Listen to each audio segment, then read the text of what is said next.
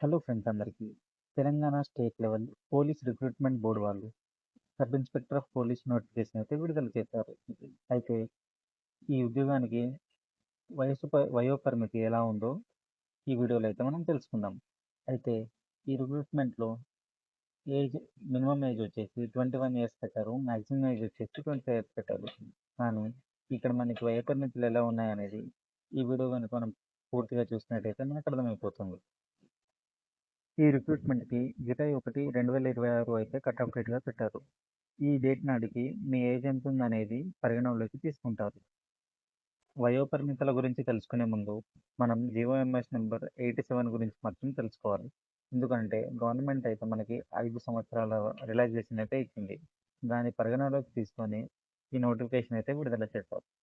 ఇప్పుడు మనం general category అభ్యర్థులకు వయోపరిమితి ఎలా ఉందో చూద్దాం. అయితే కనీస వయసు వచ్చేసి 21 సంవత్సరాలు ఉండాలి. గరిష్ట వయసు వచ్చేసి 25 సంవత్సరాలు ఉండాలి. కానీ ఈ జీవోఎంఎస్ నంబర్ 87 వల్ల గరిష్ట వయసు 30 సంవత్సరాలు పరిగణనలోకి తీసుకుంటారు. మనకి మాక్సిమం ఏజ్ వచ్చేసి 30 ఇయర్స్ అవుతుంది. అయితే ఇప్పుడు మీరు ఏ డేట్ ఆఫ్ బర్త్‌లో పుట్టి ఉండాలంటే 2 జూలై 1996 నుండి 1 జూలై 2025 మధ్య పుట్టిన వారైతే జనరల్ కేటగిరీ వాళ్ళు ఈ పోస్ట్‌కి అప్లై చేసుకోవచ్చు. ఇప్పుడు ఎస్సీ, ఎస్టీ, బీసీ, ఈడబ్ల్యూఎస్ అభ్యర్థులకు వయోపరిమితి ఎలా ఉందో చూద్దాం. నోటిఫికేషన్‌లో ఇచ్చిన విధంగా మినిమమ్ ఏజ్ 21 నుంచి 25 మధ్యలో ఉండాలి. అయితే జీవోఎంఎస్ నంబర్ 87 వల్ల 5 సంవత్సరాల వయోపరిమితి పెరుగుతుంది. దీనికి అదనంగా రిజర్వేషన్ వల్ల ఇంకొక 5 సంవత్సరాలు అయితే వస్తాయి. అంటే వీళ్ళకి మాక్సిమం ఏజ్ వచ్చేసి 35 ఇయర్స్ అవుతుంది. ఇప్పుడు వీళ్ళు జూలై 2, 1991 నుండి 1 జూలై 2005 మధ్యలో పుట్టిన వారైతే ఈ పోస్ట్‌కి అయితే అప్లై చేసుకోవచ్చు. వీటితో పాటు ప్రభుత్వ ఉద్యోగులకు కూడా వయో సడలింపు ఉంది. ఇక్కడ చాలామంది ఒక తప్పు చేస్తున్నారు.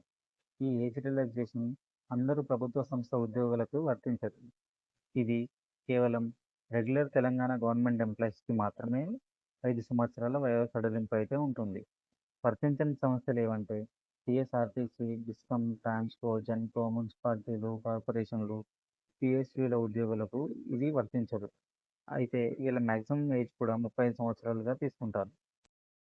అంటే వీళ్ళు కూడా జూలై 2, 1991 నుండి జూలై 1, 2005 మధ్యలో పుట్టిన వారైతే సరిపోతుంది.